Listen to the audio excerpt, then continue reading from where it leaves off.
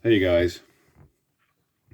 Well, I made a fresh start. I removed all of the videos from my channel that were sort of antagonistic about me railing against the things that I don't like or dislike or even hate. Um, I noticed that, well, there was this one video I didn't even really put any thought into, and I just talked to the screen in the hopes that somebody would engage in the comment section and have a sort of a discussion, because I had some ideas and I didn't. It proved very difficult in my immediate surroundings to find fertile soil, so to speak, to to engage with people over my ideas. And that video got 1,000 views. Now, in terms of YouTube land, I know that 1,000 views isn't a big deal, but of all the things that I posted on YouTube, it received absolutely the most views. And I looked at it and I saw that if I speak from the heart and speak about what I want to share with this world and what I think this world needs, what we all need as humanity, are some basic things that I will try to address in the coming videos, because there's too much um, fear, there's too much finger pointing, and there are some definite issues that we have in the West and as a species in this world. So the most immediate issue I want to discuss is because I came to a very strange conclusion recently about myself, and that is that I am an atheistic creationist.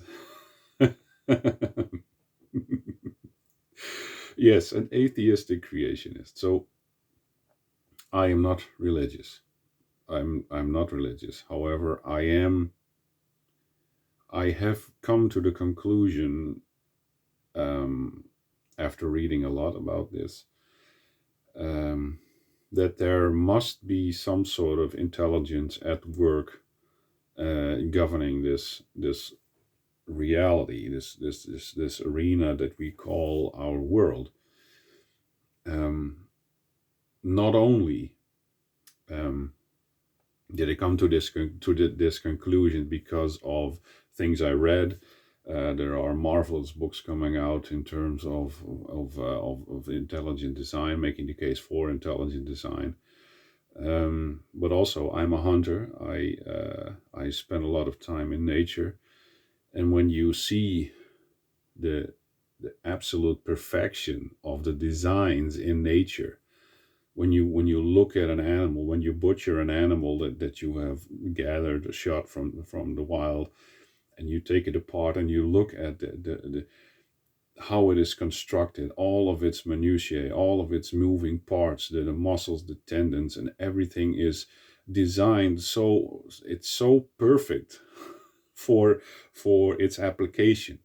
Every species is has a body that is suited to the its surroundings, its biome, its biotope.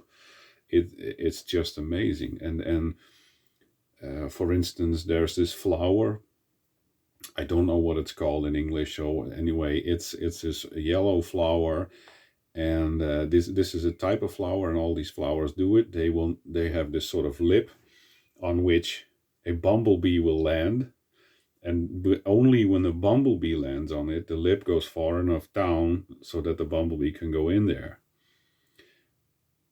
The bumblebee visits over 250 species of flower. So nature figured out that it is advantageous to just let bumblebees in with the nectar and spread the pollen, instead of bees, who are much more selective. Bees tend to visit the flowers that are actively producing nectar at that moment, and they have a visual aid. They can see spectrums of light which we cannot, And certain flowers, when they are producing the most amount of nectar, emit a type of light, which the bees and the bumblebees can see. And all of this sort of little details, to me, scream intelligence. Um, of course, I'm biased. Everyone is biased. So I would rather live in a world that was full of that existed because of intent. Now that the reasoning behind the creation of this place and why we have this experience is unknown to us. Yeah, well, that's a given for now. But it was created in my opinion. And the idea that you live in a place that was put together by randomness, it seems to me just to be a very cold form of existence. Now,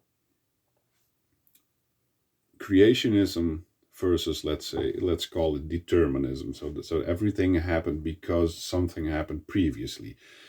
Determinists believe that everything is a chain consequence of cascading events, and something happens only because something happened before. Now, they deny, of course, the existence of a creator and think that everything happened to chance. Now, I find it very peculiar to say that it is frowned upon if you say, I believe there is a creator. You, in this modern day and age, you almost have to be ashamed to admit that you believe in a creationist, in a creation, in a creationist view of the universe, because people will tend to think you are gullible or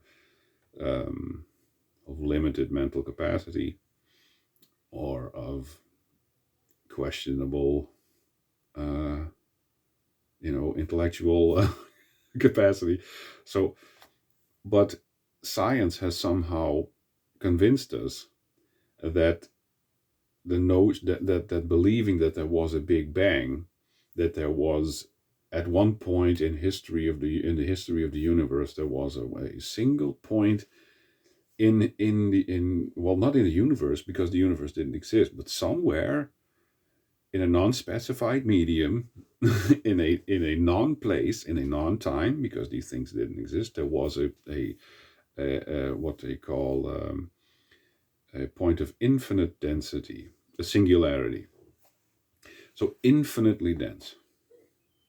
Well, this to me is infinitely dense is just as much as a crappy term as vague and as non-specific and as open to interpretation as naming some sort of creationism or a creator of or God. And then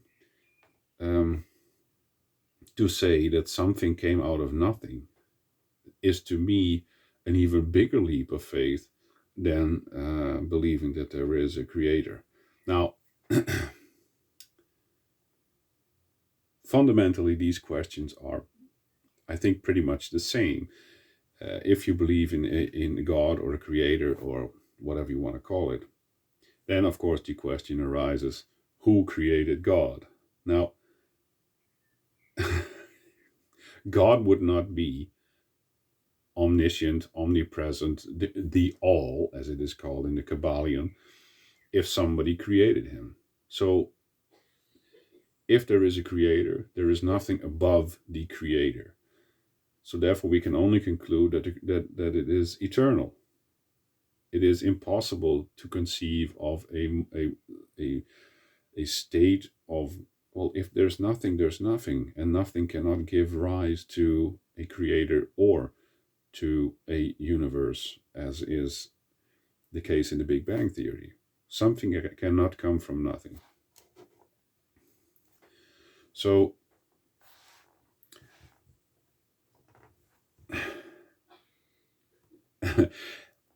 And I had discussions with people because of the first video that I posted on YouTube and in this regarding these topics, and they will begin spewing all kinds of names of theories of this and that particle, such and such theory, and they try to blind you and dazzle you with all their jargon and their mathematics and their theoretical probabilities and whatever.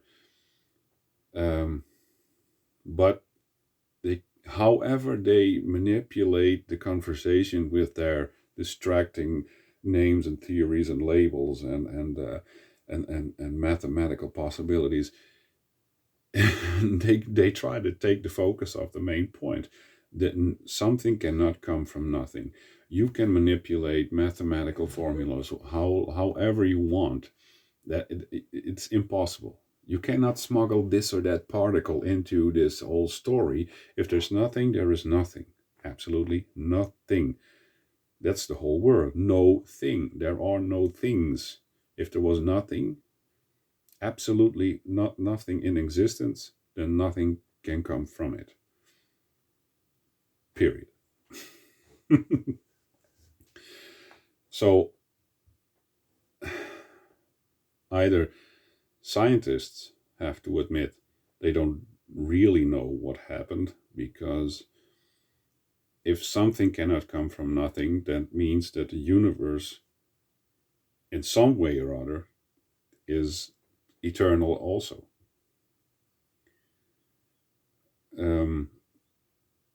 I heard some theories that they think that the universe expands and at some point it collapses again back into this singularity, this infinitely dense point in space, which then explodes again and gives rise to a whole new universe.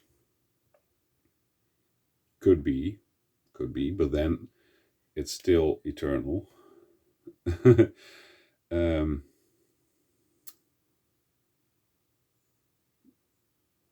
Yeah. Well, and there's this idea I had when looking at this documentary. It was about evolution, about Darwin. And it seems to me that Darwin was right when we are talking about small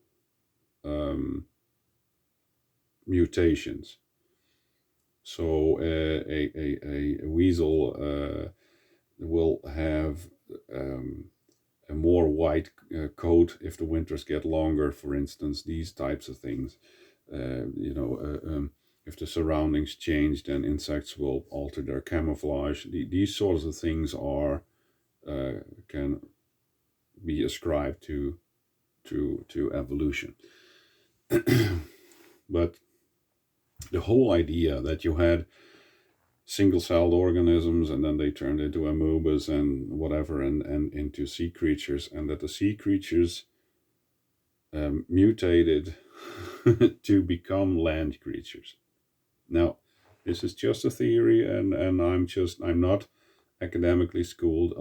It just seems to me that it takes thousands of generations for a sea animal to mutate enough to become a land animal. I believe I read somewhere that at least 6,000 things in the body have to change. I mean, if you have an aquatic animal, it has to start developing lungs. But if it lives in the water, it has no need for lungs. You understand? So if it happened like this, that aquatic animals turned into land animals, it seems to me there has to be a governing intellect that oversees every consequential mutation in these animals in order to govern this entire process into a satisfying end product. And here again, information, and this is, I guess, why I bring this up. Information is key, and because our reality is energetic, and you could say informational, and our senses um, translate this information into this reality that we have. This is exactly the same with evolution and the emergence of life. Information is key. Why? Because genetically we are made up of sequences. Our DNA is built out of sequences with four letters: C, T, G, and A, I guess. So, and there is this extremely specific order in which all of these letters have to be in patterns. So you have this row of four, and then you have a long string of combinations of all of these letters. If there are a few letters wrong, that constitutes such a heavy defect, there's no other way to say it, that the organism will not be viable for life or will be sterile and it cannot replicate itself. This is nature's fail-safe system, that anything that deviates too far from the genetic norm of the species becomes sterile and cannot reproduce. But the information is key here, because nature, or no, sorry, evolutionists, determinists say that there is a chain of events, and this planet was hostile, and volcanoes, and then an atmosphere started forming, and there was lots of rain, and oceans formed, and in this ocean there was, because of lightning and combinations of this and that, and amino acids start forming in the oceans, and these gave rise to the first cell, to single cell organisms. But where did the information come from? Because even a single cell organism has a quite complex chain of sequences of these letters. Now, you cannot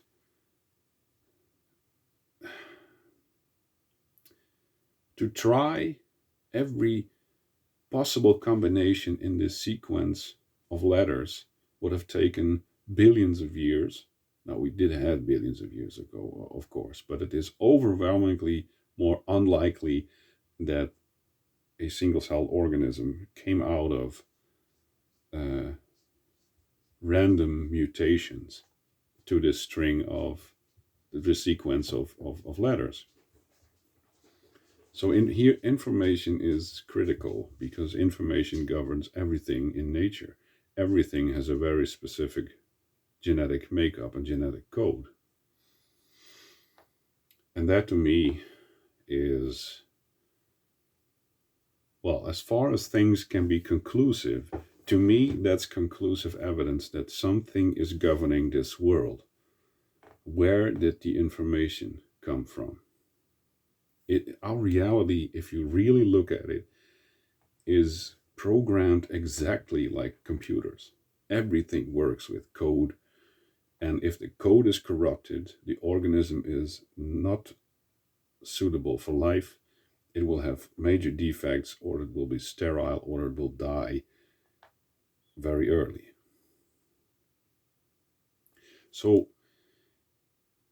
the idea that you have an organism which is, let's say, at some point in the chain of events, you have an organism which is functional and completely suited to its surroundings. So let's say this aquatic animal, and then you start mutating. Well, it is quite unlikely that this random mutation would be in a direction that is necessary for the animal to completely transform into a land-going animal. And then of course, because every animal and every organism in this world has this very specific code, and you start mucking it up, the organism will simply fail. It's impossible that that the substantial amount of genetic information of this creature changes and alters um, towards this other animal. And of course, if everything is random mutation, I mean, even the most critical person who says, well, creationism is just retarded, even the most critical person has to admit that from going from a sea animal to a land animal, just with random mutations, is just so extremely unlikely that to cling on to the minute chance that this might have happened over the course of billions of years is just an enormous, just as exactly a leap of faith as it is with believing that there was a creator. So, here again, I hope to have a lively discussion in the comment section. And as I said, there will no longer be any antagonistic videos. I just want to speak my mind, my heart, and hopefully reach some people and have a good time.